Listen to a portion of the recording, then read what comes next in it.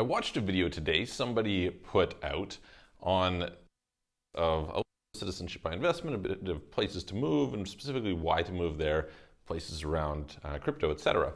And one of the things that I noticed is kind of a thing in general, is that people will have misconceptions based on mechanics, based on, it's like there's a difference between when you read about something versus when you try to actually do it. And actually, there's a lot of that in this particular video. But the subject I want to cover today is one that might be useful to a bunch of people, and that is the subject of paying for a second citizenship with crypto. Okay, so we're going to dive into that right now. Before we do, welcome, I'm Michael, this is Offshore Citizen, and we'd appreciate if you would smash the subscribe button, nail the notification bell. Really appreciate your support. We try to produce great content every single day. Go back and check out some of the videos. And if you'd like help with second citizenships, residencies, relocating, reducing your taxes, forming companies abroad, opening bank accounts, etc., in terms of the strategy or in terms of the implementation, please reach out to me. You can book a call, calendly.com/Michael-Rosmer, link in the description below, or check out our websites, offshorecitizen.net and offshorecapitalist.com. Send us a message through there. Okay. Now, actually, before I get into that, just a little side note, piece of housekeeping. So there's this problem, we're trying to address it, and it's basically where there are spammers on YouTube who will go and create accounts and comment on videos. Unfortunately, what they've started doing is they will copy your channel name, they'll copy your picture, and then they'll post pretending to be you. So some people are doing this to us over the last little while. We've tried to amp up the anti-spam protection. And on newer videos, this shouldn't be a problem, but on older videos, it is. And the YouTube way of organizing things is not so great. So here's the thing. I had two people tell me that they were talking to somebody based on some WhatsApp number. I will never put a WhatsApp number in the comments for us, nor will anyone from our team. So if they do, that's a spammer. They will sometimes, it will look like us, it will say our name. They copied my personal, we did have Michael Rosmer, and then they have my picture. So they're fairly sophisticated. Don't fall for that stuff.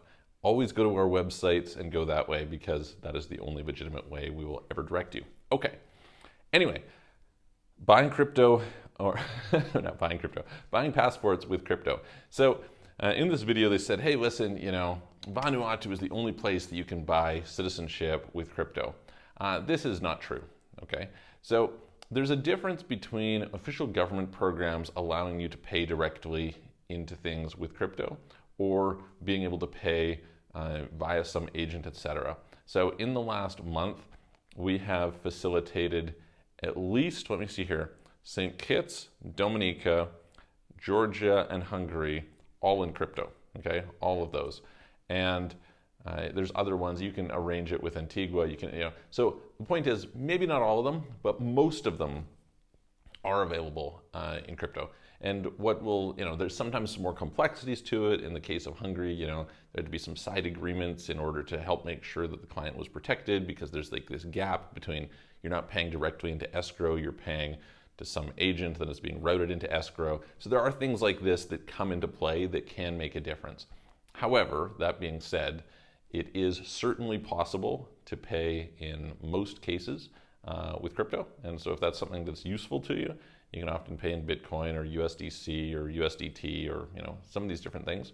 And one of the things that's super interesting about this is in some cases, this could help to reduce your exit tax. Now, this is a little bit tricky, and I hesitate to touch on it because technically speaking, making that purchase could be considered swapping, like basically cashing out and then purchasing it. But realistically, in practice, you're essentially able to pay away your crypto, not have the crypto, and then if you have an exit tax, there's less gains that need to be realized. So that's also something that could be potentially useful for you, just as a way of kind of optimizing your situation. Now, even if you're not concerned about the tax, let's imagine that you're an American and you're in a situation where you're worried about being a covered expatriate.